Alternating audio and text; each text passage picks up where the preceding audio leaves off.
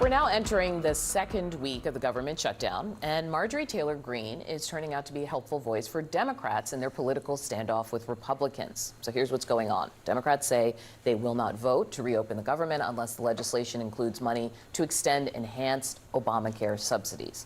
And the Republican Congresswoman from Georgia actually appears to be on their side, tweeting, "Not a single Republican in leadership talked to us about this or has given us a plan to help Americans deal with their health insurance premiums," which drew this response from Senate Minority Leader Chuck Schumer. So hold on to your hats. I think this is the first time I said this, but on this issue, Representative Greene said it perfectly. Representative Greene is absolutely right. Joining me now in the group chat, Catherine Lucy, White House correspondent for Bloomberg News, Charlie Dent, former Republican congressman from Pennsylvania, and Antoine Seawright, Democratic strategist. All right, before I come to this side of the sartorial table, Catherine, I want to talk to you because I hear this argument going two ways. It starts out like, hey, healthcare subsidies, we should extend them. And the Republicans usually say, you actually just want subsidies for illegal migrants. And then it sort of devolves from there. At this point, what's actually going on?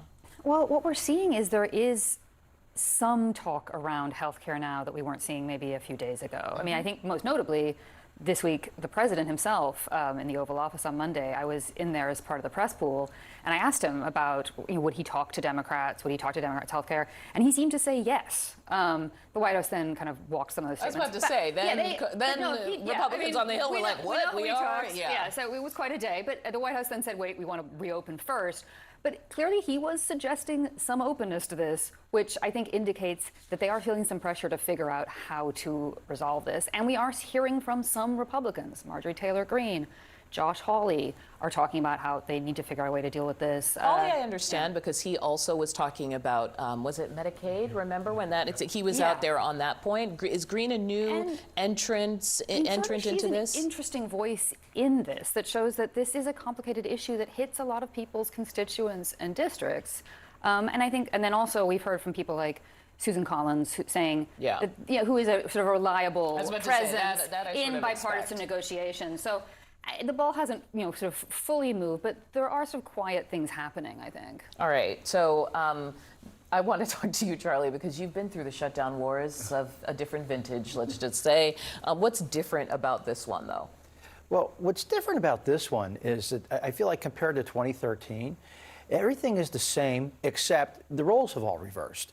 Back then, it was the Republicans who were making demands on defunding Obamacare, and the Democrats are arguing for a clean CR.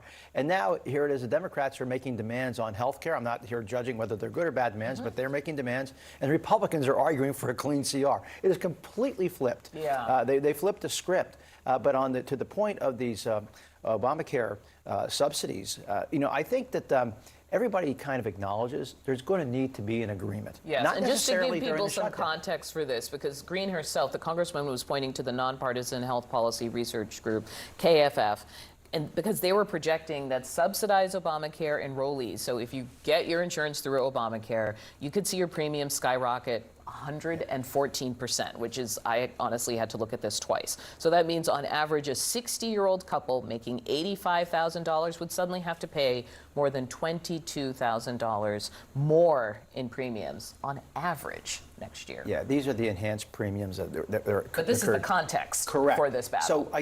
So I think what's going to happen, that the fact that you have representatives like Jen Kiggins from a swing district arguing for this.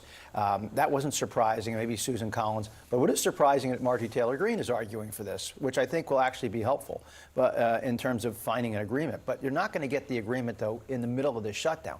I think it's going to happen. Republicans know they're vulnerable, particularly since the changes that just occurred to Medicaid mean many people are going to be losing their coverage. Yeah. When you throw these premium increases on folks, Republicans know that health care will be a big issue in the midterms. But I think, Antoine, you have some insight into this, right? What are you hearing from Democrats? Is this is where we make a stand because we know this is what our voters want? Like, what's the thinking? 3:26 in the morning, airport staffing issues continue to disrupt travel across the country. The FAA's website shows ground stops and delays possible today at several of the country's major airports. According to flight aware. Over 3,500 flights were delayed yesterday as air traffic controllers are being forced to work without pay during the government shutdown. The FAA reports major hubs in Atlanta, Boston, Chicago, Dallas, and Houston all have had problems with staffing.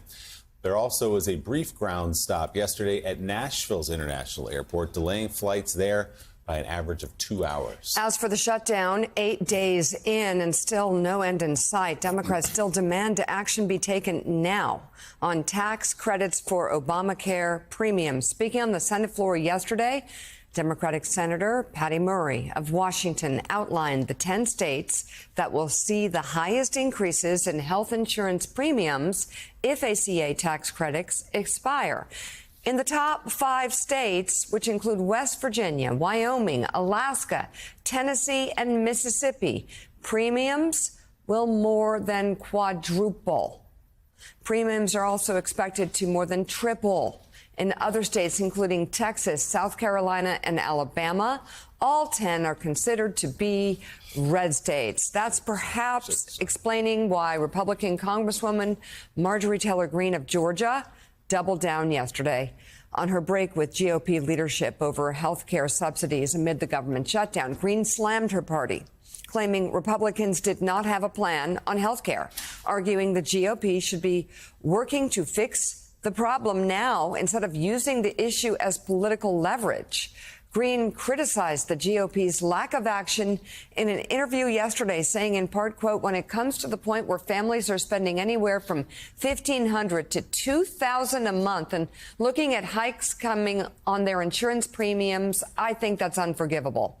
The far-right congresswoman broke with the party on Monday after posting on social media that her adult children who are covered by the Affordable Care Act will see their premiums double if the issue is not addressed. House Speaker Mike Johnson pushed back yesterday when asked about Greene's remarks regarding the health care issue at the center of the shutdown. Congresswoman Greene does not serve on the committees of jurisdiction that deal with those specialized issues, and she's probably not read in on some of that because they've still been sort of in their silos of the people who specialize in those issues. When we get the conference back and when everybody's back together, we'll go through a lot of that. I mean, I've spoken personally to a number of members in the last 3 days, Republicans, from the most conservative member to the more moderate member, with their various ideas on that. There's a lot of work that's been done on that. It's implied as if this has been some sort of ignored issue. It's not that at all.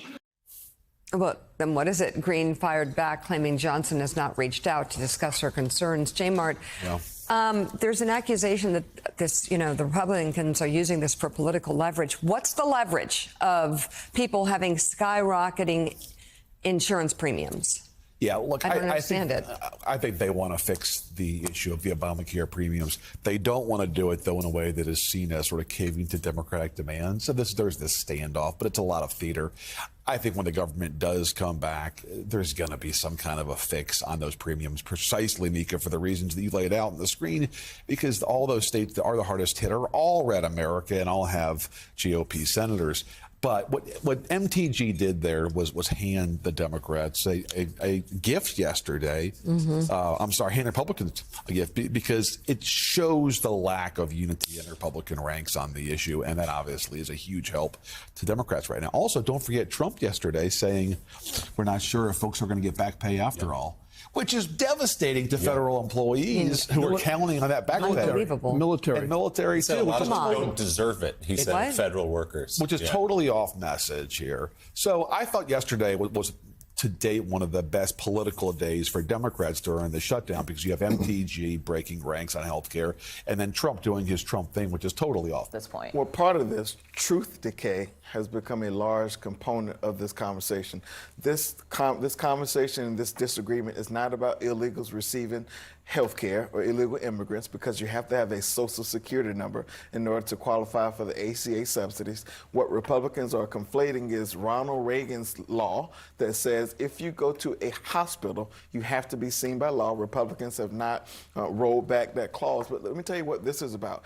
18.2 million Americans in red states receive those ACA subsidies. 5.8 in blue states. 76% of those who receive those subsidies are in places where Trump won. But are you excited to see someone like the Congresswoman speak up? Meaning, does that create cracks in a facade that Republicans are trying to Well, maintain? I brought up those numbers because it proves that this is a bipartisan, nonpartisan conversation. And if you are a working class American in this country paying $350 to $450 a month for your ACA, that's going to go up to about $1,500 to $1,800 a month. So this idea that Republicans have been intentional about defunding health care and deprioritizing health care is an argument that I think Democrats should continue to elevate. Why? Because it will come back to haunt Republicans in the midterms. It sounds like it is. Do you get the sense public sentiment is shifting in the attempt to say who owns this?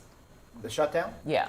Well, yeah, ordinarily the party making the policy demand typically gets blamed. However, in this era of Trump, with the president himself saying a lot of good can happen in a shutdown, Russ Vought threatening to run wild and massively lay off federal employees, this could boomerang back on Republicans. But I don't think anybody really wins this thing. I don't think a shutdown will have an impact on the midterm. Trump and the Republicans are walking straight into a political disaster, and they're doing it with their eyes wide open.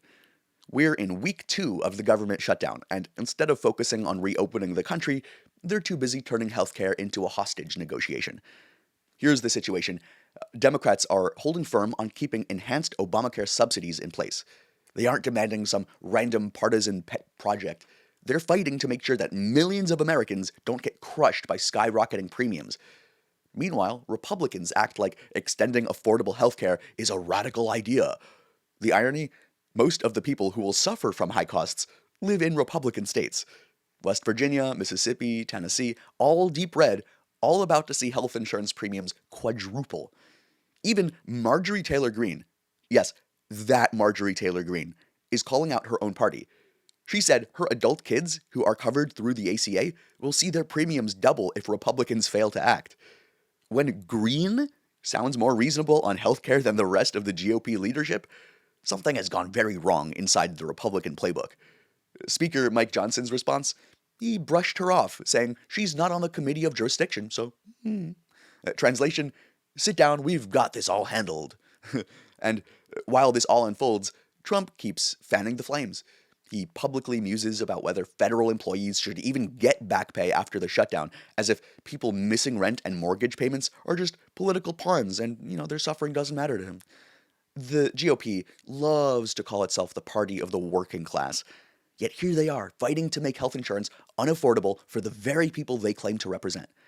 Over 18 million Americans in red states rely on ACA subsidies. Many are middle-aged workers, small businesses, elderly people, families struggling to stay insured, but Trump and his allies would rather use them as bargaining chips to score political points. Democrats, on the other hand, have stayed consistent. They say reopen the government, protect people's health care, and stop playing games with Americans' livelihoods. Even the polling shows most Republican voters agree with them. Nearly 7 in 10 want those ACA subsidies extended. So when the history of this shutdown is written, this Trump and Republican shutdown, it'll show a party that can't even agree with itself, led by a man more interested in theatrics than solutions.